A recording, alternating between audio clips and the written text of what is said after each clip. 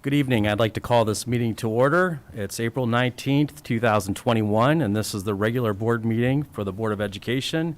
We'd like to begin the meeting with the Pledge of Allegiance. Please join us. Please stand for the Pledge of Allegiance. I pledge allegiance to the flag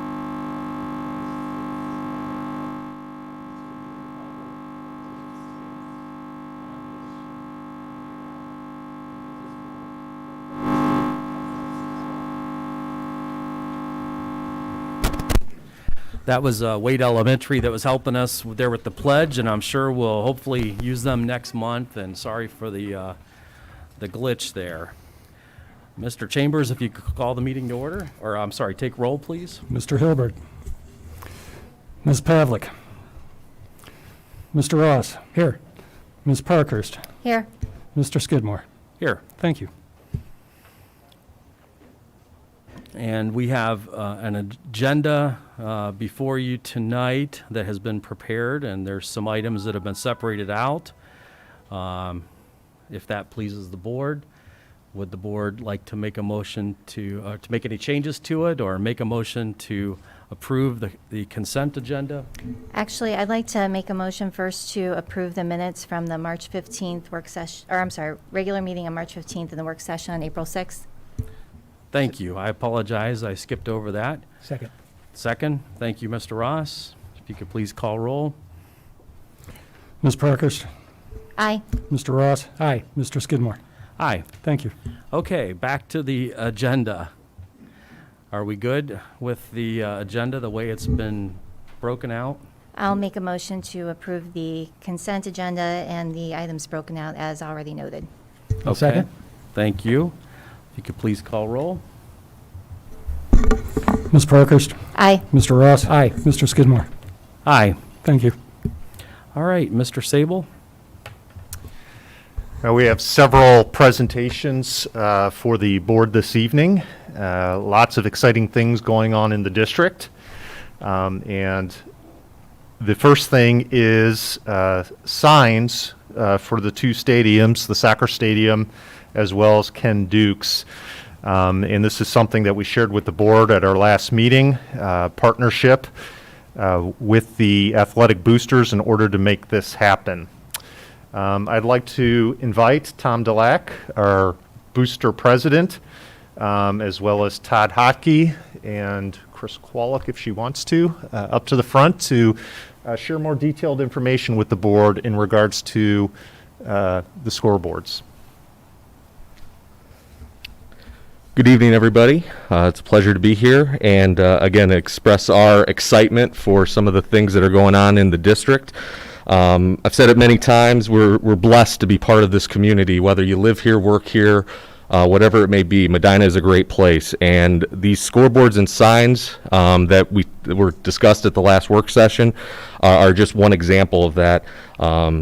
This could not be done without a partnership, a strong partnership with the Medina Athletic Boosters, as well as some of the corporations and our loyal businesses in the community.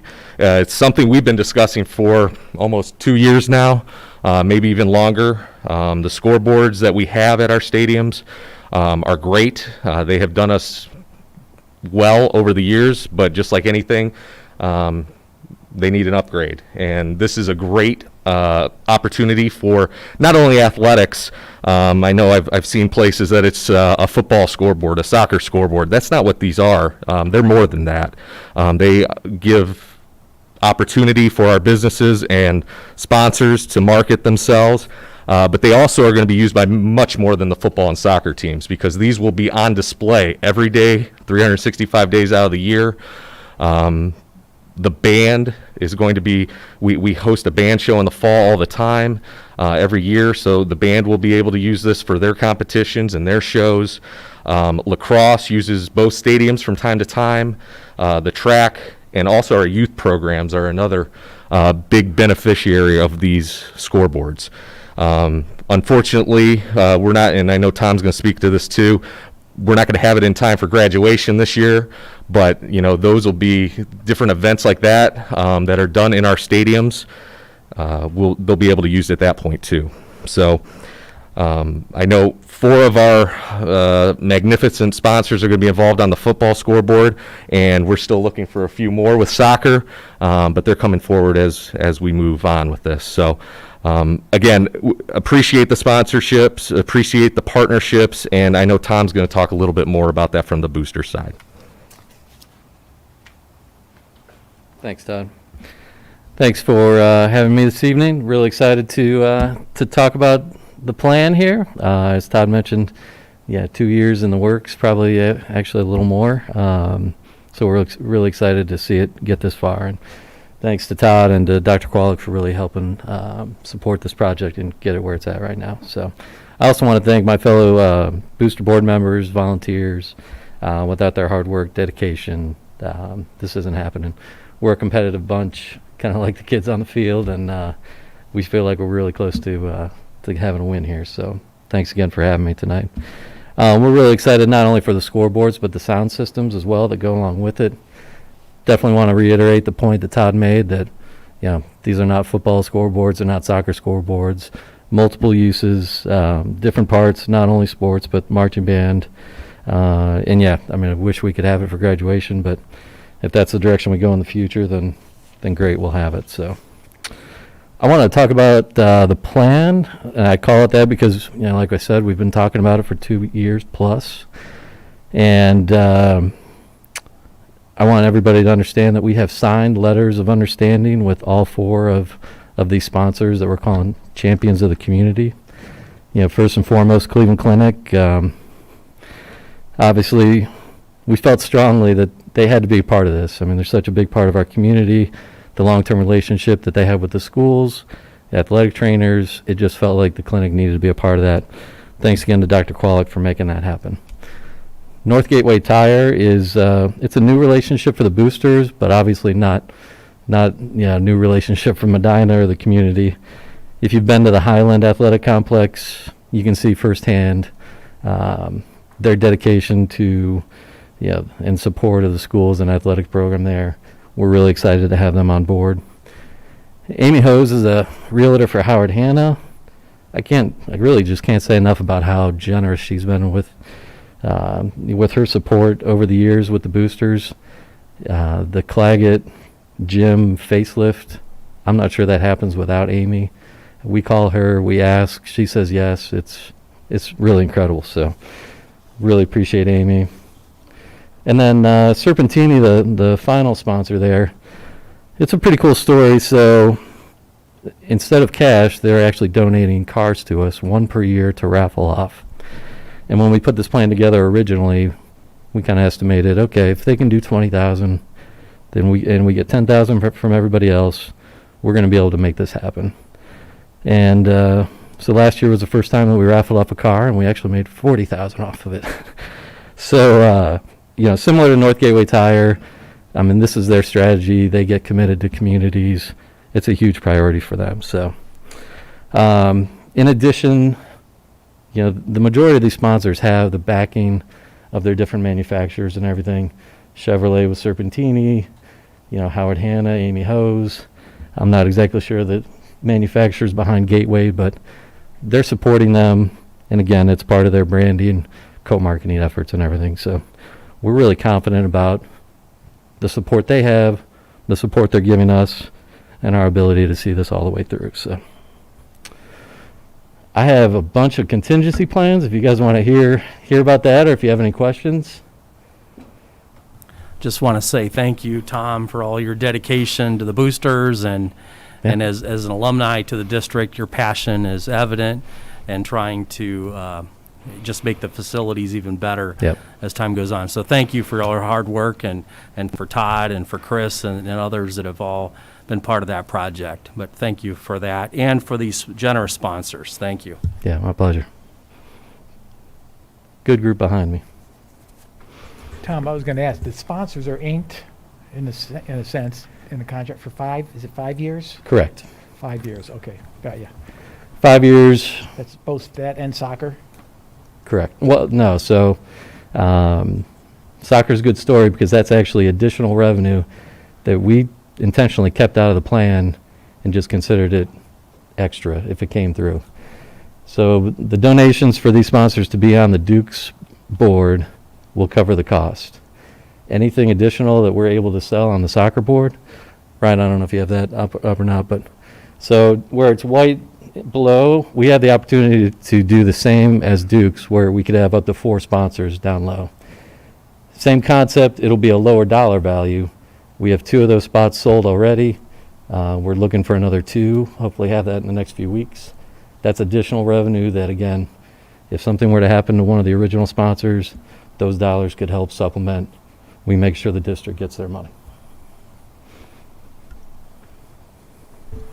Tom, thank you to, again, reiterate what Mr. Skidmore and Mr. Ross said, to thank the boosters and all our business sponsorships and everyone Sure, here at the thanks. district that helped. We appreciate the partnership that we have.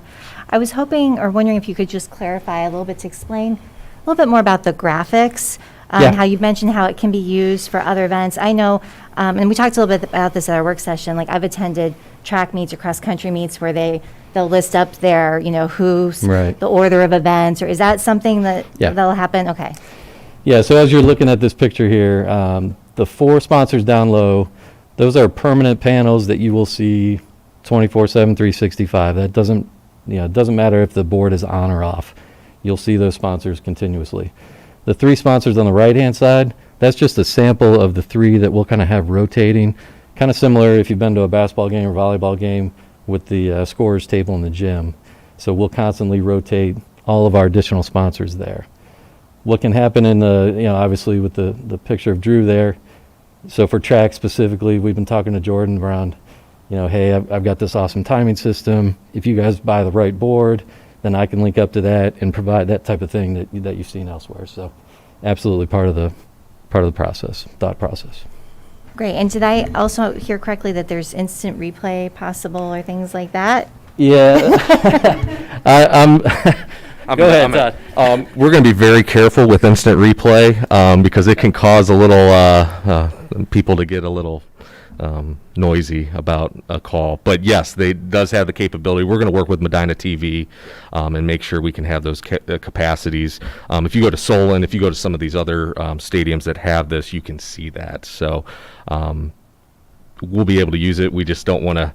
We want those officials to get out of there nice and safe and not be have to be escorted out by a close call, let's say. So. Got it. Thank you. Actually, it's a good example too of so Medina TV does such a fantastic job. I know there's students that help. I mean, what a great experience for them to kind of learn on some new age technology as well too. So, yeah, good questions. Yep. Thank you, Tom. Appreciate you coming in, sharing with us this evening. My pleasure. If you guys need anything, feel free, email me. Happy to answer. Got, like I said, we've been thinking and talking about this for a long time, so feel like we're in a really good spot and really appreciate your support. Thanks for the time. Thank you. Yeah, in my time in the district, 5 years, the sports athletic boosters' contributions to the district, obviously, especially through the athletic department, have really been impressive. And I know we've had the boosters here to present before. I think last time it was new uniforms that they were purchasing, and I know that's an annual thing that they work with. So we really do appreciate their support. They do have an impact on the level of our programs and the experience that our kids have going through our athletic programs. And it's nice to see the community as a whole in a support group to the district to make that happen. We say every student every day. I think they're definitely every athlete every day as well. Next up on the agenda, I've been talking a lot throughout this school year about the portrait of a graduate. We do have a core committee that has been working very hard, actually since last school year, and that committee is called SOAR. The SOAR team works with school districts across the state through regular meetings every other month. Down in Columbus. Well, last year we were going down to Columbus. This year it's all been virtual. But it's been a collaborative effort across the state with a handful of districts in order for us to move forward with this portrait process. So at this time, I'd like to introduce Tina Cassidy, our Director of Instruction, and our SOAR team, who's here to talk about the portrait of the graduate as we're entering the final draft. Okay, good evening, everybody. I wanted to talk a little bit today about our history with SOAR. So in 2018-2019, our district joined the Battelle for Kids SOAR team, which is a professional learning network of educators focused on innovation. This went along very nicely with our last strategic plan, where we were looking to incorporate more inquiry-based learning experiences for students. And so we thought this would be a good way to kind of learn about what are some experiences we want for our students. And as Erin said, it gave us a good network of people to talk to and learn from. And we've had really great conversations doing that. So our Medina City Schools SOAR team, we have representatives here. So Erin and Chris are on the SOAR team. Paul Worzencroft is here. He is the principal at Claggett. Brian Condit was not able to join us tonight, but he is on the SOAR team, and he is the principal at Canavan.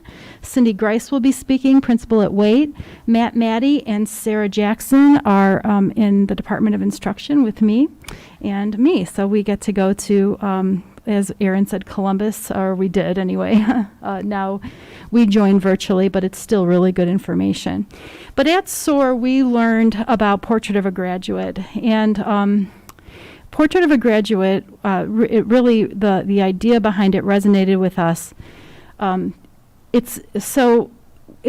We will continue to deliver rigorous academic content, but the portrait ensures that we will also prepare our students with 21st century skills necessary for students to be successful. So what that does is it aligns our innovation with what we're already doing. It would be our North Star guiding all of our work and the direction of our schools. And we thought this was something we really wanted to pursue. So then the next question was, what 21st century skills are important for our students? So I'm going to call Amy Busby up to the podium, and she's going to talk about the process of the committees.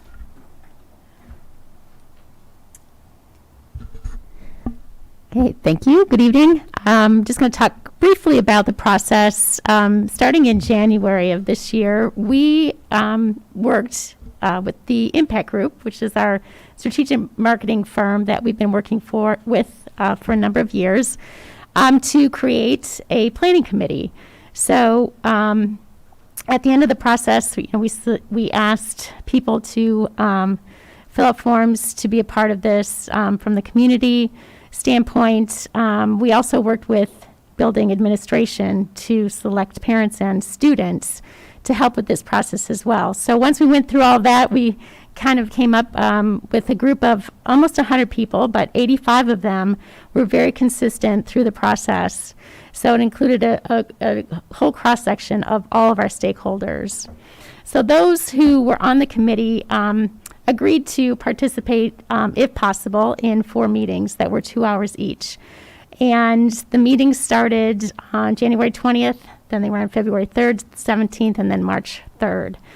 So the first 2 meetings were run by the Impact Group for the most part, and that was allowing the group to go through a visioning process and a SWOT analysis. So SWOT stands for strengths, weaknesses, we'd like to call them challenges, opportunities, and threats. So after those 2 meetings were over, then we kind of went into small group work. So we broke out into, I believe, about 16 groups, and it was several groups. And the groups were run by the Impact Group, but they were also hosted by our building administration. So they had a very big hand in what was going on. The process of the small group work was to review all the competencies. So what do we want our students to walk away with when they graduate from Medina City Schools? And within those competencies, then they were charged with creating descriptors of those competencies so people understood what those meant. After that happened, then, I'm going through the process in my head. After that happened, then we sent the kind of first draft to our district committees The SOAR team took a look at it, as well as our building administration.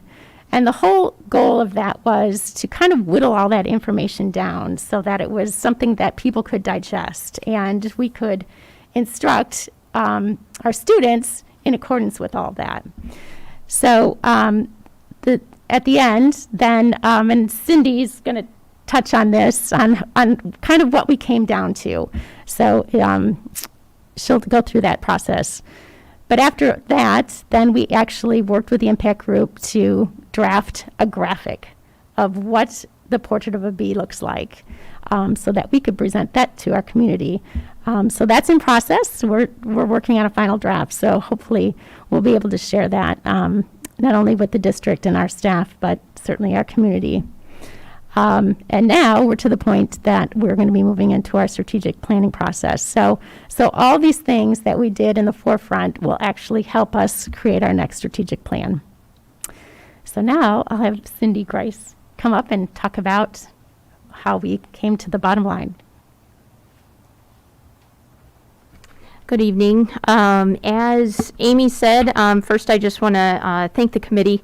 What a lofty task that was of putting 85 people on a Google Meet, let alone going from a blank slate to what do we value as a community and what do we want for our students in our district. So at the end of those meetings, as Amy said, what a phenomenal, we had great conversations and what a phenomenal first draft they were able to provide for our district. And as Amy said too, that's when we really rolled up our sleeves with our staff.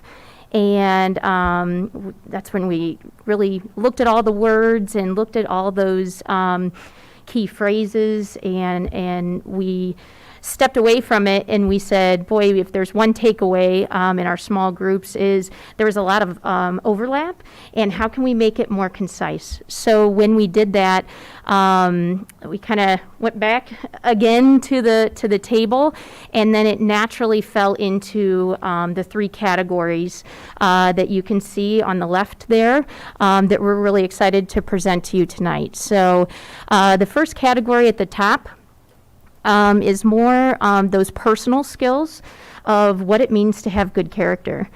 And then the second category were more those interpersonal skills of how we interact with others. And then finally, what are skills of for thinking and learning. So first, starting with character. If you look at the top, each of them have two competencies that go with each category. So the first one is respectful citizen.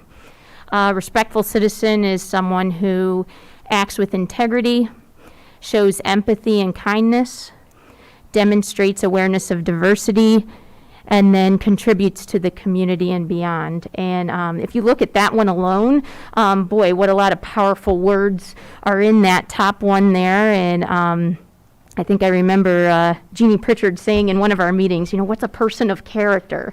And each one of those words there, integrity, empathy, kindness, we had so many great conversations on. Moving on underneath, a responsible decision maker. Understand that your response to an event impacts an outcome and making positive and healthy choices. If you recall, the last 2 years, our district has spent a lot of time with Focus 3 conversations in the R Factor, and that just lends to this work nicely at all levels. So we were really excited how those came together underneath character. Moving on to the interpersonal skills of interactions with others, both as a collaborator and a communicator. As a collaborator, it's someone who cooperates on teams, is a reflective listener, and can understand and respect diverse perspectives. As a communicator, someone who listens for understanding, can articulate thoughts and ideas clearly, and can utilize technology and media effectively and responsibly. And finally, our final category is skills of thinking and learning. First, as an innovative problem solver. We talked a lot about critical thinking. This one captures that, to think critically, to analyze situations, to design and develop ideas, and then to reflect and refine those results. Our final competency then, if you look there, it says resilient lifelong learner. We had those separate, And upon further reflections and conversations, we thought they just really married nicely together.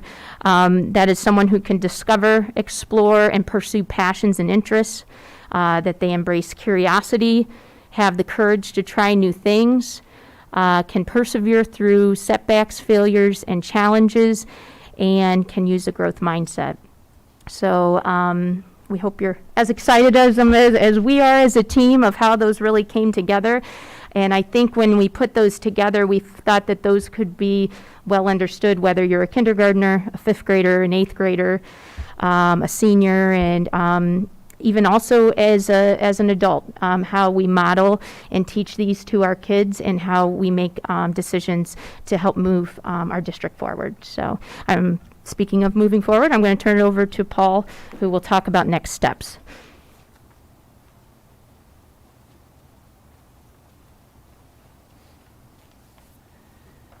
Thank you, Cindy. Moving forward, we would like to use our Portrait of a Graduate conversations for the years to come. So the idea is that these are some of the things we'd like to ingrain in our conversations. What's our philosophy? Well, our philosophy is what you just saw, the 6 competencies that we as a administrative team, as a SOAR team, and as a community and staff members as well, including students were on that panel, came up with what do we want our students to have and to possess as they leave Medina City Schools. We'll incorporate these competencies, these conversations into our instruction, and shaping not only the content but also skills. These are lifelong skills that our new adults will use as they go out into the community.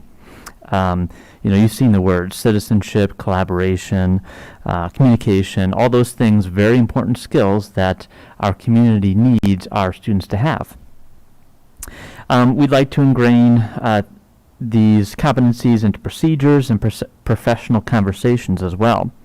If you think of just the structure of the school day, from interscholastic activities to after-school activities, from sports to the arts, what is a responsible decision maker do on the football team? What does a respectful citizen do in Key Club? So all these competencies we feel are very important throughout the school district and the community. Also curriculum mapping and curriculum adoption.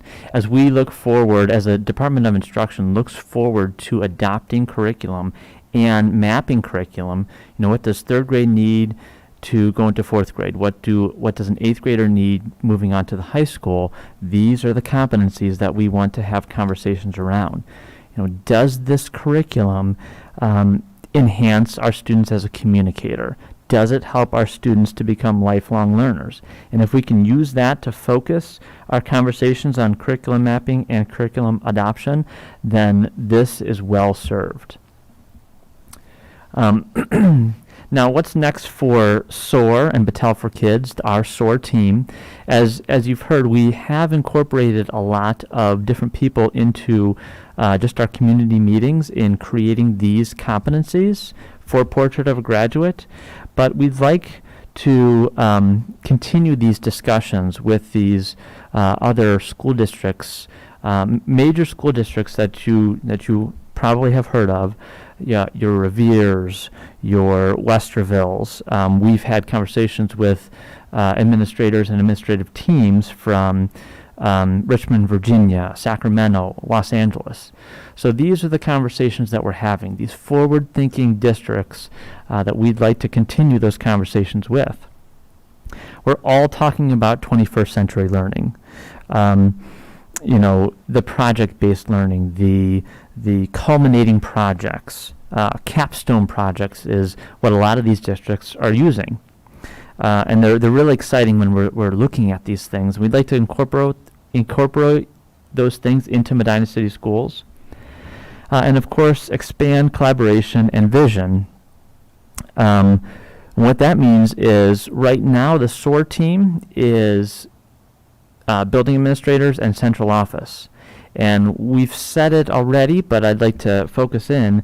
We'd like to expand our team and include teachers, curriculum development coordinators, our CDCs, and of course our school counselors into this group so we can have kind of a larger sample size of ideas and include them in the growth of our district. And then just continuing the district-wide conversations so we can continue to have those conversations and grow our district to be, something that we can all be proud of.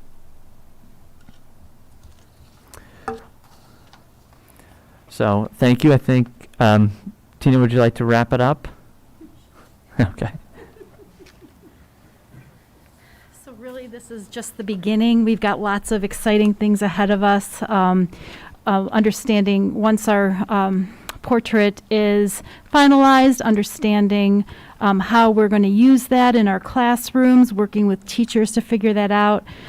Sky's the limit. And then again, with our strategic plan, everything will stem from this portrait of a graduate. So we're really excited about the direction of our district. Are there any questions about portrait?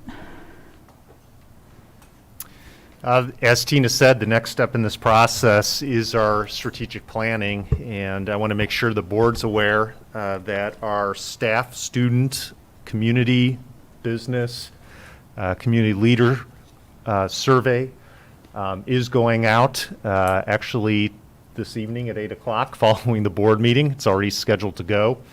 In addition to that, we had an overwhelming response for participation in focus groups for staff, community, parents, and those individuals will be contacted before the end of the week with the dates that the focus groups are going to be occurring. So I do ask everybody to watch for those surveys.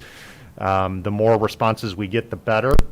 It's actually already live. If you visit our website, we do already have a link up even before the email goes out where individuals can access that survey. And again, it's for everybody. We want our students doing it, our parents, business owners, even if you don't have children within the district. We really want your feedback. Thank you, Aaron. Just one question. First of all, that was a great presentation. A lot of good info. Thank you. But is there a way that after the kids graduate and then they go into the world, do we keep tabs on some of them to see if what we're doing is working, to see if the program is working? I know that, Chris, maybe you can answer this a little bit better. I know that Carrie does have alumni information, but I'm not exactly sure about the extent of it. Do you want to speak to that? I think Tina probably answered it. The counselors do follow up with some of our students, Ron. I know we get contacted a lot by companies that want to charge us a lot of money to survey our alumni. So we do the best we can, but those can be costly because they try to find all your students and survey them. So maybe we should have further discussion with the board as to how interested they are in a more intensive survey. But we follow up on how many are going to college, how many are serving in the military, how many are going into the workforce. But if the board wants to have further discussion about what kind of information you're looking for. I just wanted to thank the team for the presentation tonight. It was great, and I know most of our board members were able to participate in those small groups as well, and the conversations with the community and staff and students was so rich and engaging, and it's nice to see it, reflected in our draft of what is going to be our portrait in a much more concise manner. There were so many good ideas and things, and I think Cindy was able to help get that streamlined, so we do appreciate that. But it was a great process. It was very engaging, and excited to see how this translates then into the culture that we're going to have in our district, in our classrooms. So thank you so much. Absolutely. And Tina, you can just stay on up there. As most of our parents anyway know, our students have been undergoing state testing. Obviously, it's a little different scenario this school year with students being involved in online learning through MODA. So I asked Tina if she could please give a brief update on what's going on with state testing. Absolutely. As Aaron said, we are in the middle of state testing. All students test grades 3 through high school. We have students testing in ELA and government, math, all the way through. So at elementary, we have 3, 4, and 5 ELA and math testing going on, also 5th grade science. They just finished up English language arts and they started math today. I got to be there a little bit today. I was at Canevin, so that was fun to see. The students did a great job. We are going to have MOTA students also participating. Sarah Jackson worked really hard to organize that at elementary level, and so they needed to come in. We weren't able to administer state testing remotely, so she organized having the MOTA teachers come in to administer, and so they will be coming in as well. Middle school, we have 6, 7, and 8 ELA math and 8th grade science testing going on. They are just about to finish up ELA testing, and then they'll move on to math and science. And Maddie was instrumental in getting all the MOTA students to come in. And so he's got, I think, 80 students coming in on Friday in the high school media center to do some testing. And then he's got it broken out so all groups will be able to test. High school testing will start later this week on April 23rd, and they start with the English language arts test. Joe Gaudio worked closely with Andy Brenner at the high school to get the MOTA kids involved in that testing as well. All of our testing will be done by May 4th. We have till May 7th to do makeup testing, and then we should be getting the results sometime in June, usually about June 15th. The results come in. So, are there any testing or, questions about testing? Okay. No questions on testing, but thanks again for the SOAR presentation, and I know we're all looking forward to the graphics. I know as part of the process they were showing different graphics that might be used, and some were a tree and some were a honeycomb and all these different things. So I think we're all anxious to see the final graphics and see how neat that'll look, I hope. So Yeah, we're getting closer. All right, thank you. And my last item for this evening, I'd like to provide the board with an update on the high school principal interview process, which is being led by our Human Resources Director, Jim Shields.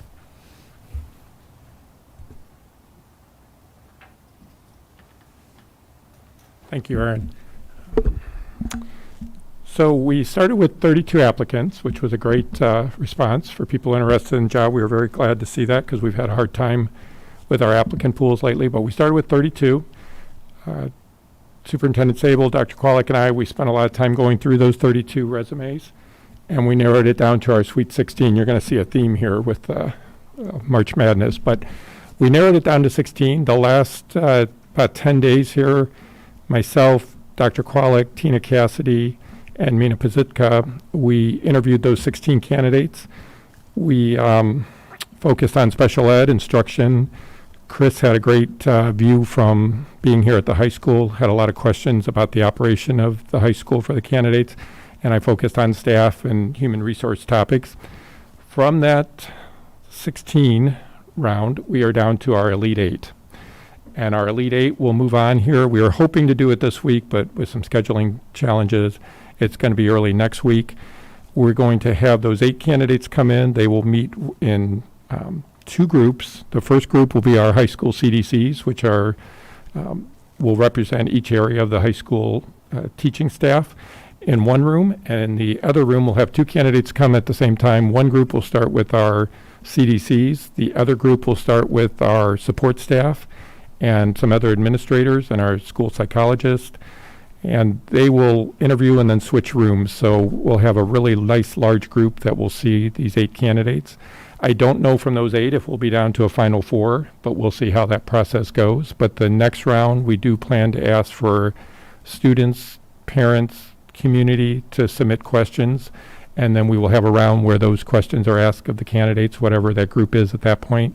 And then we will wrap up with the, whether we get it down to maybe 1 or 2 candidates, and Aaron would meet with those candidates and talk to them, and we would make a final recommendation to the board. But it's going very well. I was really thrilled with the 16 candidates that we interviewed, it was very tough to get it down to 8. I made all those calls the last few days here to talk to those candidates, and probably one of the nicest thing is several of them said to me, will you promise me if you have any other administrative openings, you'll reach back out to me, because I would really like to be part of Medina. So I think we have a new pool of candidates for administrators for future openings. But I want to thank Chris and Tina and Mina for spending several nights, long nights, going through these interviews. Mina is probably going through the toughest time of her life the last few weeks, and we told her not to show up, but she was so dedicated to it and wanted to make sure she was part of the process. She was there all 3 nights with us. I just really appreciate it, and it was nice to hear from the candidates today as I talked to them. They said they felt comfortable, they felt relaxed, and they felt very welcomed. And so it's going well. We'll keep you updated, but we're going to find a successor here for Jeff Harrison and Chris, and I think we're going to have some great candidates to bring forward to the board. Thank you. Thank you. Do we have a goal date that we want to have the selection or the candidate selected by? Actually, a month from this meeting. So our goal is to have a recommendation for the board at the May regular meeting. And I just want to add that third round of interviews, that final 4, that we intend to live stream those interviews.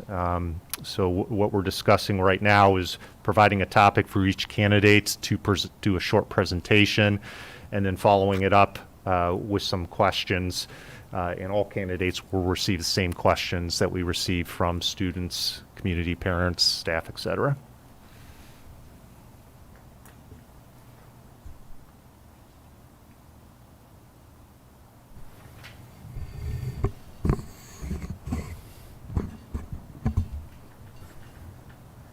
Well, thank you for that presentation, and now we'll move on to our treasurer. Yes. The district bank balance increased by $942,000 in March, bringing total to $80.37 million. This is $4 million below last year at this time. General fund revenues were above last March by $10,000.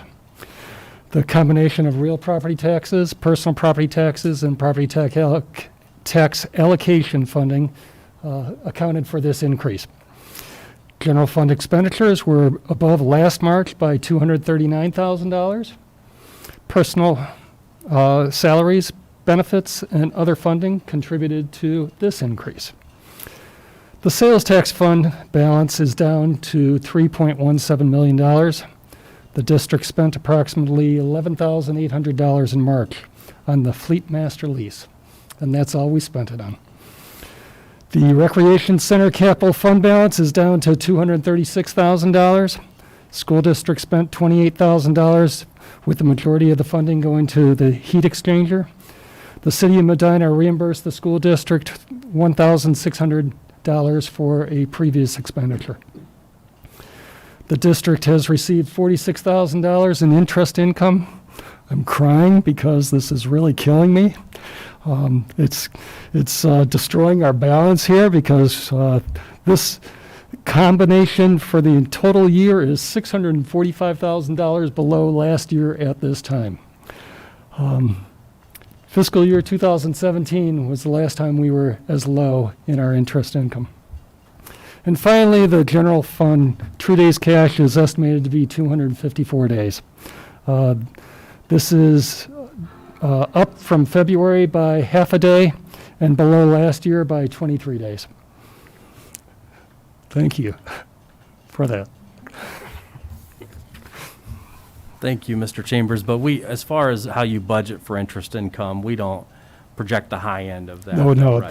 this year So- I projected low on our interest income, but I don't think I projected, that it would drop down to nothing again. I think we were looking at possibly getting up to $1 million this year, so. Thank you. Yep. All right, and the third item there are board communications, if anybody from the board would like to.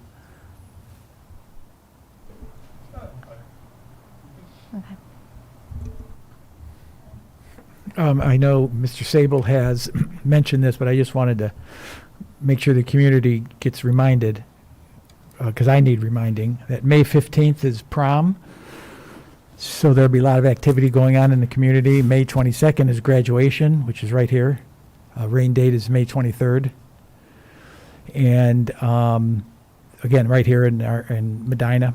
And the last thing is another event is being put on by the Medina Schools Foundation, and that's the Run for Fun, which is on Friday night, May 7th.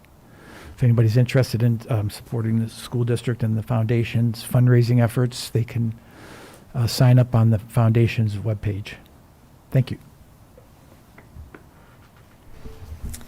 Mr. Skidmore and I met for policy. You'll see those this evening on the agenda. We have a first reading of some pretty standard, I would say, policies that just for wording that needs to be changed because of changes in legislation and whatnot. There's also a second reading of a couple policies that we approved at the last meeting.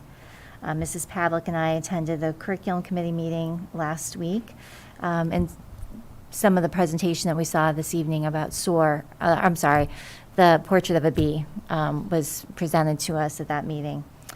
It is great to have such live presentations this evening. It does make us, feels like we're getting back to some semblance of normalcy, and there's so many spring activities going on, like Mr.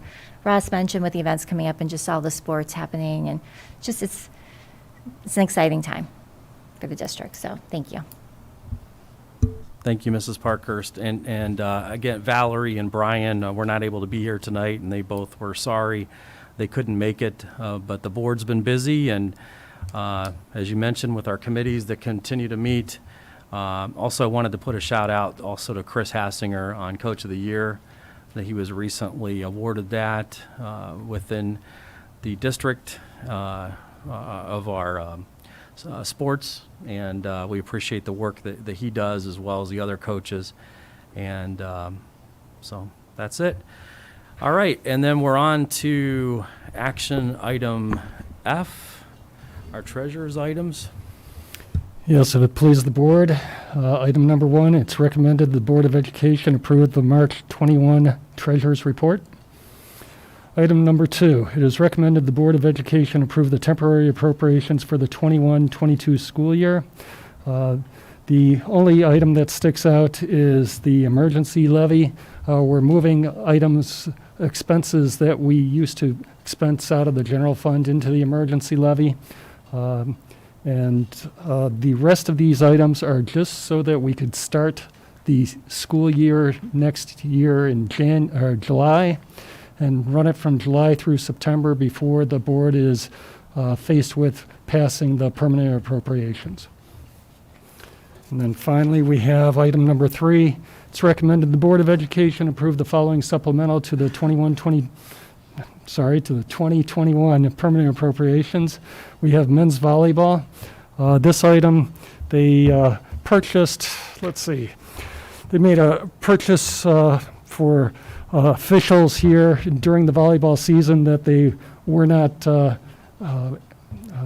estimating upon, so we just need to increase their appropriations. Thank you, Mr. Chambers. So do we have a motion to accept those 3 items? I'll make a motion. Thank you, Mr. Ross. I'll second. Thank you, Mrs. Parkhurst. Are there any questions or comments or clarifications from the board? Hearing none, any from the public? Hearing none, if you could call roll. Mr. Ross? Aye. Ms. Parkhurst? Aye. Mr. Skidmore? Aye. Thank you. Mr. Sable? First item up this evening is donations. It is recommended that the Board of Education accept the following donations to the Medina City Schools. We then have a district roofing bid. It is recommended that the Board of Education adopt the resolution to reject all bids opened on February 16th, 21 for the 21 roof replacement projects, and to award a contract based on the rebid opened on March 11th, 21 for AI Root Middle School, Central Office, Ella Canavan Elementary School, and Medina High School to Roberts Roofing Company in the amount of $906,800, and Blake Elementary School to JB Roofing, Tecta American Co.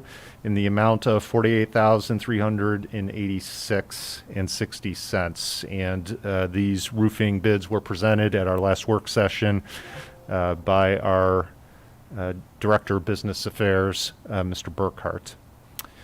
Number 3, civil engineer contract for district paving. It is recommended that the Board of Education approve a contract with Environmental Design Group for the district paving improvements to include design, bidding, and construction services in the amount of $46,000. Number 4, we have 2 service agreements on here. It is recommended that the Board of Education approve the following service agreements for the 2021 school year. Both of these are for special education services as required per students' IEPs, individual educational plans. Number 5, we have another list of special education services. It is recommended that the Board of Education approve the following extended school year services for summer of 2021 and service agreements for the 21-22 school year. I do want to point out that, again, these are specific for special ed students as determined through their individual educational plans as well as their IEP teams. This is separate from the summer school that we're going to be operating, which Mrs. Cassidy discussed at our last work session, which is going to be funded through ESSER funds, which is federal funds provided and distributed to and by the state for pandemic reasons. Number 6 is service agreement communications. It is recommended that the Board of Education approve the following service agreement for primary rate interface service with Frontier Communications. And I want to invite our director, our technology director, up to the front, Ryan O'Cole, so he can discuss this a little bit. He was able to work in some changes and save the district some money.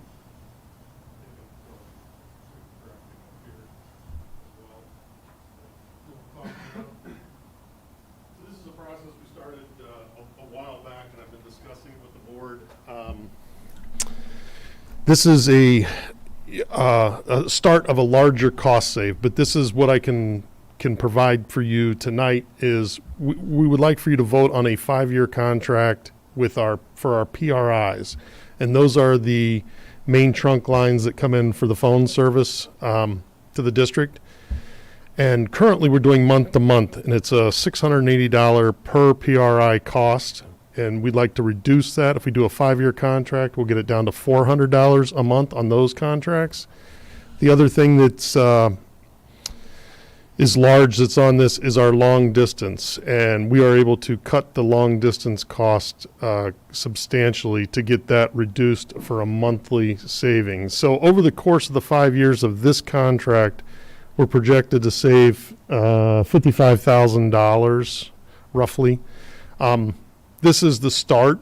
What this contract also allows us to do is eliminate 11 POTS lines, so one at every building, because we'll use our PRIs with, you can see it's called E-line, and I'm not exactly sure what that is, but what it does is it uses an electronic address placing on the phone numbers that go through the PRI, so we don't have to have a POTS line for that.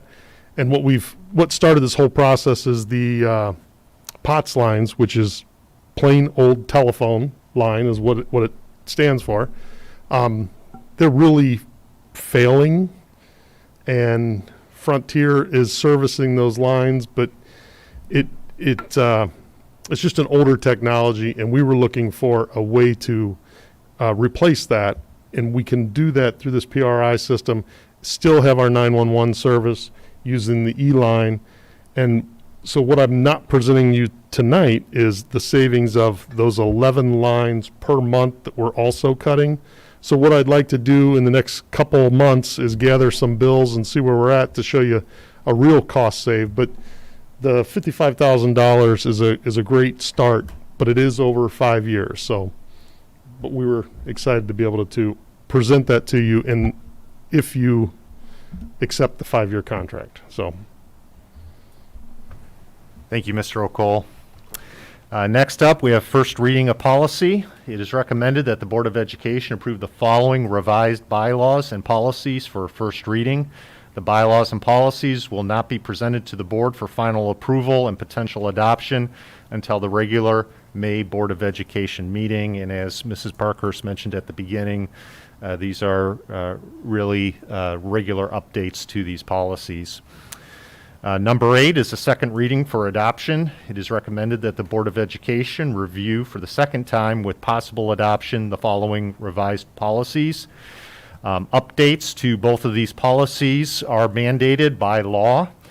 There is an extra layer in the anti-harassment process. We provided our entire administrative team a 2-hour, 3-hour professional development a few weeks ago on the new harassment policy as well as the harassment investigation process. So those are important as recommended items this evening to make sure we're following the law. And number 9, personnel. It is recommended to the Board of Education that they approve the following personnel recommendations. As we do every I'm jumping ahead here. As we do every April, we are non-renewing our supplemental contracts with the exception of head coaches. That doesn't mean these individuals will not be rehired into these positions, but this is common practice for school districts to do. In addition, we also have several retirements on the agenda this evening, and I would like to invite our administrators up that are going to be presenting our retirees to the board this evening. I'm so honored to come up to you and talk about Barb Fry, who's retiring from the district with 5 years of service. I consider Barb a friend and an employee, and so those of you who have been around Medina County might not know, but Barb's also an inspirational speaker. So I'll get to that, and I was going to bring a copy of her book. But if you know Barb, everyone I know that has a copy of her book says, oh yeah, I have that, but I gave it to someone else to read. So I'll get one for board members when I see Barb again, but I couldn't grab one so you could see it tonight at the board meeting. But Barb is at the high school now and served at Garfield prior to that, helping our students with their social emotional needs that were placed in our ED unit at Garfield. She's been at the high school the last 2 years and has worked with our students with special needs in the ED unit, as well as students throughout our building that just come to her for emotional support. And you'll find a lot of students just stop to see Barb as well, just to check in with her and get the support they need. Barb's been an inspiration, as I mentioned earlier, because in her young adult life, she was in a drunk driving accident as a college freshman with one of her friends and became a paraplegic. So Barb is I like to call her a comedian that shares her experience, but she's so inspirational because I don't know many of us who would come through that the way she did and uses it to just inspire people to deal with tragedy and disappointment and come through it a better person. So she is an inspiration to all of us. She's told that story at the local, state, and national level. Again, her book is just an inspiration, and we're going to really miss her positive attitude and sense of humor. She's moving to Florida, and Jim just shared a wonderful story that one of the students asked if they could helicopter Barb back from Florida so they could keep meeting with her. So, and I wouldn't doubt that if the student could afford it, they would do that. So, again, I'll get you a copy of Barb's book, but just an amazing person that's touched so many lives in Medina. So thank you for letting me talk about Barb.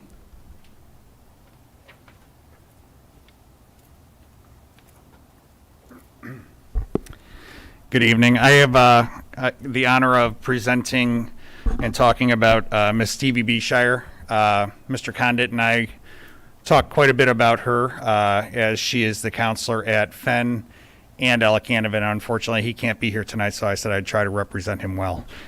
But currently, Stevie is an elementary school counselor. She's retiring from the district at the end of the school year, and she's going to be retiring with 15 years of service. School counselor was a second career for Stevie, who had a successful career in banking at Old Phoenix Bank. The bank's president at the time, George Paytas, he was a former Medina City Schools math teacher, and his wife, Pat, who was a counselor at Sidney Fenn, gave Stevie the idea to pursue a career in school counseling. And Stevie originally had an education degree, so that worked out well for her. She did her intern hours with Pat Patis at Fenn Elementary and Blake Elementary School, and she was hired by the Medina City Schools in 2006 and assigned to Medina High School. She may hold the record for the working in the most buildings in the shortest period of time, as she worked at Blake, Medina High School, Claggett, Garfield, Northrop, and is currently split between Canavan and Sydney Fenn. Despite the many reassignments to the many buildings, the one constant with Stevie was serving as a school counselor, and Medina has been her care and concern for both the students and all their families. Stevie has a heart of gold and would do anything to help protect our students and their families. Besides offering counseling, it's also a regular occurrence that Stevie will make sure that all of her students have enough food at their homes and has even have adequate housing when there is a need. Stevie is a workday school counselor and after-hours freelance social worker working tirelessly on behalf of the students. I know in talking with Mr. Condit, each year we look at our students in need, and Stevie is an integral part of that process. Through our work with local resources, Kiwanis, McPal, our own staff's contributions made, and donations from local families, anonymous. We look forward to identifying students that we can help out and give a special experience to. And one of the things that I enjoy and anticipate is having that conversation with Stevie. I know Mr. Condit's the same, because we know just when we think we're done, she will come up and say, hey, how about this one? Or how about just one more? You think we could do this?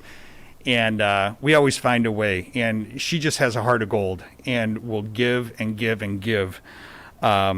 She puts her families and her kids first to help them be successful. She truly does believe the importance of relationships with her students and family, and sees that positive relationship have a great effect on a child's experience in school. We're going to greatly miss her kind heart, her personality, but we absolutely look forward to hearing from her and wish her all the best in her future endeavors. Thank you. And thank you to Craig, principal over at Sydney Fenn, as well as Chris, interim principal here at the high school and assistant superintendent, for your presentations this evening. They're much more meaningful than me reading the script, so I appreciate you stepping up to do that. And that is all of my consent items for this evening.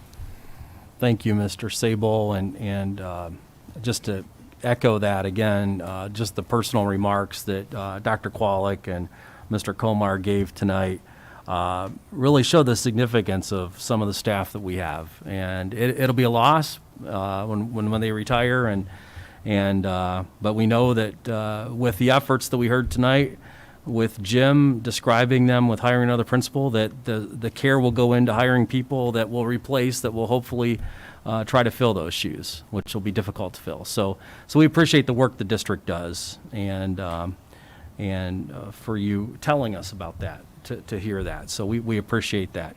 So we have a number of items before us, items 1 through 9, that we're going to take as one item here, I believe. If we would entertain that as a motion. I make a motion to approve the superintendent action items. Thank you, Mr. Ross. I'll second. Thank you, Mrs. Parkhurst.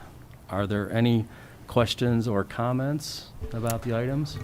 I just wanted to thank Mr. O'Call for his presentation this evening, for negotiating the Frontier contract on behalf of the district, and his efforts to always improve service for the district and save us money. You do that together, so thank you for that. We appreciate it. Yes, thank you, Ryan. Great job there. We appreciate it. Concur. Okay, are there any questions or comments from the public on these items? There is a hand up? Not on these items. Okay. Very good. So if we could please call roll. Mr. Ross? Aye. Ms. Parkhurst? Aye. Mr. Skidmore? Aye. Thank you. And the next action item is personnel. It is recommended that the following personnel be non-renewed for the listed supplemental contracts at the end of the 2021 school year. And I am realizing with 3 board members here tonight that we're going to need to represent those contracts at our next Actually, board meeting. you know what, it's just non-renewal, so I can vote for that. Okay. Yeah, it's not a hiring them, it's just non-renewing them. Correct. So that's fine. Okay, I'll make a motion to approve this action item. okay, Second? very good. Are there any questions or comments from the board? Hearing none. From the public, any? If you could please call roll. Ms. Parkhurst? Aye. Mr. Ross? Aye. Mr. Skidmore? Aye. Thank you. And we have the OPSI successor agreement. It is recommended that the Board of Education approve a 2-year successor agreement with the Ohio Association of Public School Employees, OPSI, Local 305, effective July 1st, 2021 through June 30th, 2023. This is essentially a rollover contract for classified employees, which includes all of our non-teaching positions. We are looking at a rollover at 2% in year 1 and 2.25 in year 2. This contract was ratified approximately a week ago by our OPSI organization. Very good. Make a motion to approve superintendent action item I-1. And I'll second that. Any questions or comments from the board? I just want to thank Mr. Sable and Mr. Shields and Dr. Kwolek and the team that worked together to negotiate this and work with OPSI. And it's a very collaborative effort that our district has with our unions. So we appreciate the hard work that they do, and we're glad that that there's a new agreement. So thank you. If you could call roll. Any public comment? Hearing none, if you could call roll. Mr. Ross? Aye. Mr. Skidmore? Aye. Ms. Parkhurst? Aye. Thank you. And we have the water feature at the Recreation Center. And this was presented in detail at our work session by Mr. Burkhart. It is recommended that the Board of Education approve a contract with Raindrop Products for the replacement of the water feature in the leisure pool at the Medina Community Recreation Center in the amount of $124,285.90 by utilizing cooperative purchasing contract number 1052-RDP. This purchase is part of the shared agreement between the Board of Education for Medina City School District and the City of Medina, and must also be approved by student council. I think they would approve it by City Council. I do want to point out that the contract publicly listed in here is the full contract. This contract will be split pending City Council approval. And this comes out of the joint fund that the Board of Education as well as the city contribute to on an annual basis for upkeep over at the Recreation Center. And I do like to remind the public, I know the board knows this, but we do own the building that's then rented and utilized by the city for the Recreation Center. I'll make a motion to approve action item, superintendent action item J. Thank you, Mr. Ross. I'll second. Thank you, Mrs. Parkhurst. Any questions or comments from the board? My only comment is the presentation was done well by Jansen, and he clearly showed that the feature that was there before had really outlived its useful life and was really beyond just a few repairs. It really needed to be upgraded. So it definitely makes sense, and we appreciate the city working to keep the facility maintained and to keep its membership with some new items. So I just want to add to that we do appreciate the partnership that we do have with the city. very good. Any questions or comments from the public? Hearing none, if you could call roll. Mr. Ross? Aye. Ms. Parkhurst? Aye. Mr. Skidmore? Aye. Thank you. And the last two items for this evening are the scoreboards, which were presented at the top of the meeting. It is recommended that the Board of Education approve the agreement with Daktronics for the football stadium scoreboard purchase at a cost of $196,093 and installation cost of approximately $24,000. The District Facilities Committee has allotted a total of $72,000 to fund the purchase of both the football and soccer scoreboards, with the remainder to be paid from the boosters' secured sponsorships. I do want to point out that the $72,000 was already budgeted through the Facilities Committee, which is run by Mr. Burkhart and includes administrators, parents, and community members.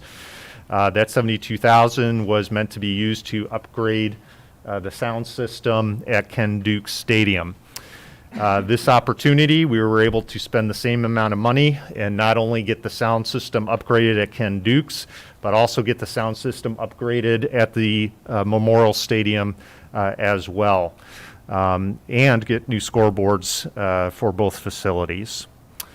And the second one, it is recommended that the Board of Education approve the agreement with Daktronics for the soccer stadium scoreboard purchase at a cost of $31,665,000 and installation cost of approximately $9,800. The District Facilities Committee has allotted, again, a total of $72,000 to fund the purchase of both the football and soccer scoreboards, with the remainder to be paid from the booster secured sponsors. I do want to point out, just so there's no confusion, the $72,000 is not per scoreboard. That's total for both scoreboards together. Make a motion to approve superintendent action items K and L. Or 1 and 2, you meant? Yes. K 1 and 2. Okay. I'll second. I got you, yes. Thank you. Any questions or comments from the board? No, I just want to say that I appreciate all the hard work from the staff and the partnership with the boosters to make this happen. Like the booster president said, it's been 2-3 years in the making. So a lot of hard work went in and much, much appreciated. And we'll also have the wrap, too, that's been donated. That'll be put around the stadium, a new wrap. So that'll be nice. We talked about that at the last work session, I believe, so. Oh, that'll be there. Okay, excellent. All right, anybody else from the board? Okay, any questions or comments from the public on those action items 1 and 2? Hearing none, if you could call roll. Mr. Ross? Aye. Ms. Parkhurst? Aye. Mr. Skidmore? Aye. Thank you. All right, and we've come to the point for public participation, and I believe we do have somebody, so I'm going to read the little preamble here before, if you want to come on up to the mic. We ask the community members wishing to address the board are asked to abide by the following guidelines. Please state your name, address, and affiliation. Please keep your comments to a maximum of 3 minutes. All comments are be directed to the Board of Education and not to any one individual board member. Comments shall focus on areas that have been not been previously brought forward to the board by the individual or associated group, and comments will occur before each vote of action items. Mr. Jenny? Yes. Go ahead. My name is Scott Jenny. My address is 821 Dogwood Trail, Medina. I did bring this item up at the last month's school board, so am I allowed to talk about it again? Well, we'd hope it's just not the exact same thing, but No. if you have a different topic that you're planning to bring forward. Same topic, just more follow-up. Well, go ahead and. Okay. What I'm actually looking forward to is some feedback at the end of this. As a concerned parent, grandparent, and Medina resident, I spoke to you at the last board meeting in March about 2 issues that the Biden administration is mandating on public and private schools. These issues are transgender ideology and critical race theory. Under Biden's executive order and agenda, here are some of the things that are in store for our schools. And before I mention these, I must preface it by saying I would never have imagined discussing these subjects publicly, much less in a school setting. Schools keeping minors' transgenderism secret from their parents. Schools helping minors access drugs for HIV-positive sex without parental knowledge. Targeting preschoolers and other young children. For example, Illinois, California, Colorado, New Jersey, and Oregon already require LGBT instruction in all public schools. Transgender teachers in elementary school allowed to lecture children about their sex changes. Forcing male coaches to watch naked, biologically female students in the boys' showers since they had access to the boys' showers because they identified as boys. The coaches protested but were threatened with losing their jobs if they didn't comply. Under Biden's plan, all schools that receive federal funds will be required to treat students as the sex they claim to be, not as they were born. This applies to not just K-12 schools, but also preschools and higher education programs. This means that biological boys will have access to the girls' restrooms, locker rooms, and sports teams, and biological girls will have access to boys' restrooms, locker rooms, and sports teams. When I spoke about our concerns at the last meeting, no one responded. Then I read the Medina Post article of April 10th entitled, "Sable, Federal Mandates Won't Change District's Existing Transgender Policies." In the article, which mentioned my comments to the board, he said new mandates would not create any changes within the district. He said anyone interested should look up the policies that apply to transgenderism. That's what I did. In Medina School Policy PO 2260.02, it states transgender students shall be permitted to participate in single-gender classes in a manner consistent with their gender identity. So here are my questions to the board. Will biological boys be allowed to use the girls' restrooms and locker rooms? Will biological boys be allowed to compete on girls' sports teams? Will biological girls be allowed to use the boys' restrooms and locker rooms? 4, are we prepared to say no to federal funding? And lastly, different subject, I wanted to know if any part of critical race theory and the Mr. Jenny, your 1619 time's up. project. Mr. Jenny, your time's up. Okay. Thank you. We don't necessarily just do a question and answer during this time. What I would indicate, I was in Florida last time you spoke to us, and Mrs. Parker's chaired the meeting. I would invite you to come to one of our policy meetings, and what we can do is get you a schedule for that.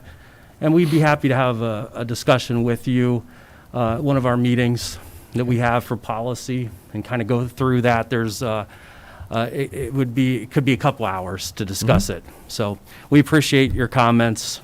All right, we're Okay, at the next thank you. point in the agenda. We have a motion for executive session that I'll make. I'd like to make a motion that we move into executive session for the purposes of appointment, employment of a public not compensation of a public employee or official. So just for appointment and employment. Okay. I'll second. Is anybody else going to? It's just the three of us for this. Thank you. So the motion's been made by me. It's been seconded. Any questions or comments? If you could please call roll. Mr. Skidmore. Aye. Mr. Ross. Aye. Ms. Parkhurst. Aye. Thank you. Thank you. When we come back, we will not take action.